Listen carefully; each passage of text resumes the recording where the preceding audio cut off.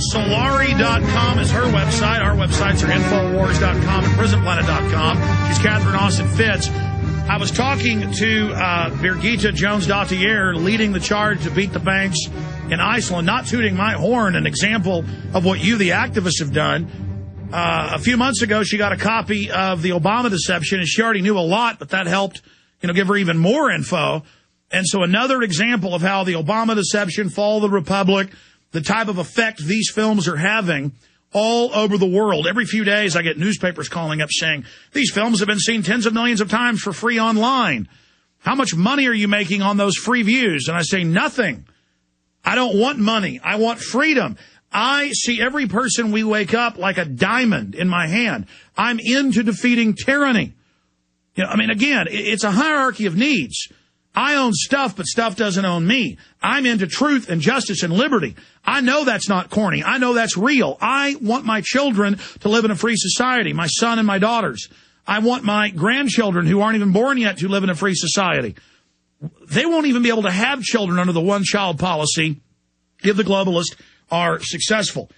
Now, Catherine Austin Fitts has an amazing bio. She has managed more than $25 billion of transactions and invested to date, and has led a portfolio strategy for $300 billion of financial assets and liabilities. She was also the number 2 person at the Department of Housing, Assistant Secretary of Housing, and the commissioner of the first Bush administration. And it just goes on and on and on, the things that she's done. Again, Assistant Secretary of Housing, Federal Housing Commissioner in the first Bush administration of President Hamilton Securities Group, Washington, D.C. Investment Bank, super high-powered lady in the system, coming out and exposing it. And she's talked about the crimes committed by Geithner and other people. And you have Geithner at the New York Fed that runs policy for the Fed. You have Paulson at the time at Treasury, the former head of Goldman Sachs, Geithner formerly of Goldman Sachs, giving themselves 100 cents on the dollar for made-up derivatives they made that the public had no, contractual agreement to pay for to them. You have them also ordering AIG to make it secret. And now that's continued on, and that clearly, according to Judge Napolitano and many others, is a federal crime. But somebody who really understands this is Catherine Austin Fitts. So we're going to talk about Bankstergate or Bankergate. I don't want to call it just Timmy Geithnergate, Tiny Tim Gate, because he's just one of these people. It goes to Larry Summers. It goes to Robert Rubin. It goes to Ben Bernanke. It goes to everybody that got rid of the Glass-Steagall Act. So joining us is a true bona fide expert in all of this, Catherine Austin Fitts. Great to have you on with us. Alex, it's always a privilege and a pleasure. Well, you're a busy... Where do we begin? You know what I would love to tell everybody about is how important this Geithner story is. It kind of seems like a big sort of inside baseball squabble, but I really want everyone to understand what's at the heart of this. Now, and I want to use a metaphor. Let's pretend you have a neighbor. And every time, whenever you and your wife go to buy a car, you have to pay 5% to get a loan, but he can get a loan for 0 or 1%. And then when you get a mortgage, you have to pay, 8 to 10%, but he can get a mortgage for 0 or 1%. And then when he starts a business, he can get special loans from the local municipality for 0%, and then you have to, use your savings or borrow your money or take another loan on your house. Well, it doesn't take long to figure that he's going to, if this keeps going on, he's going to be able to buy up everything in town, right? Yes. And that's what this is about. Is we've got 2 classes of players. We've got a Federal Reserve Bank that's saying we reserve the right to provide low cost, if not free, cost of capital, and even now gifts. So instead of him borrowing money at 1%, they just give him the money so he can buy all the houses up in the neighborhood. And what we're talking is a backdoor financial mechanism that allows a small group of people to basically buy up and take control of everything because they have, low cost to free money, whereas everybody else has to pay, market rate, or a much higher rate, number one. But number two, if, let's say, he gets in trouble, he gets bailed out, you get in trouble, you lose your house, you lose your car, you lose your family. And so we're talking about a society that is turning into two societies and 2 economies, and one is getting rigged money. And that's what this is about, because if if you've got a Secretary of the Treasury who's basically trying to rig things, not for the people who are productive, not for the people who are making our economy strong, not for the people who are creating jobs, but the people who are the best dirty players, then it's for a financial person, this can go no place good. It can never work, because instead of allocating capital based to who's productive, we're allocating capital to who's the best dirty player with the most inside pull. It's kind of devolved into the schoolyard in Lord of the Rings or something. I mean, or in Animal Farm. It's the only, this is the financial version of Animal Farm, and that's what this is about.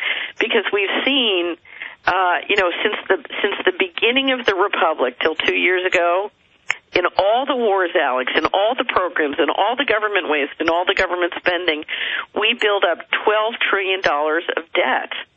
And then in a year and a half, this administration has lent or given as a gift $12 trillion to Wall Street and the financial firms. And that is, can you imagine, that is amount equivalent to all the money we've ever borrowed since the beginning of the Republic.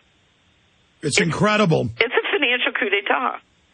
And that's what it's about. And the power of this thing is, are we going to create a level playing field, or are we not? Because if we're going to if we've got a Secretary of the Treasury who's going to rig the game, in visible, secretive ways, and one of the magical things here is, and I got to give him a lot of credit, is Bloomberg has brought a lawsuit. They won in the first round in August for Freedom of Information Act against the Federal Reserve.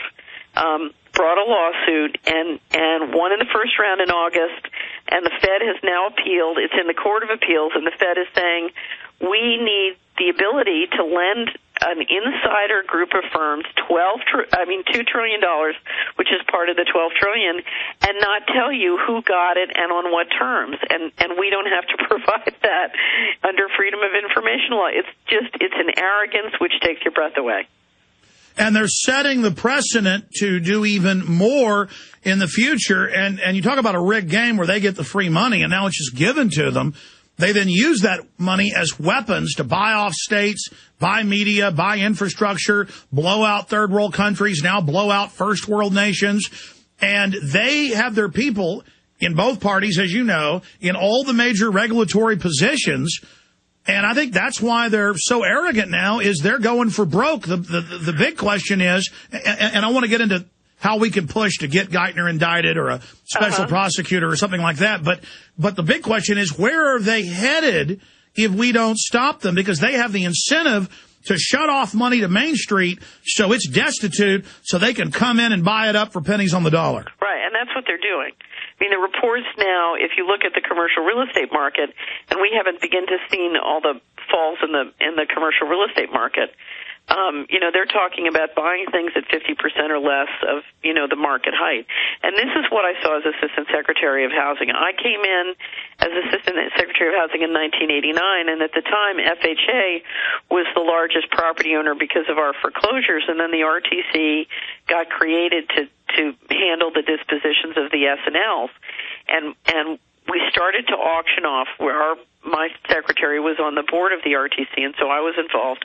And we were taking in massive amounts of property, and the fraud, Alex, was off the charts. You get a portfolio and says, there are 10 mortgages on this block in Detroit, and you'd go there, and there were no houses there. So the fraud was off the charts. But what happened is when the first bids came in, no one knew if the bids would work. And I looked at the first three bids and I said, oh my God, the people buying this are buying at 10 cents on the dollar what their syndicate sold 2 years ago for, 200% of market value.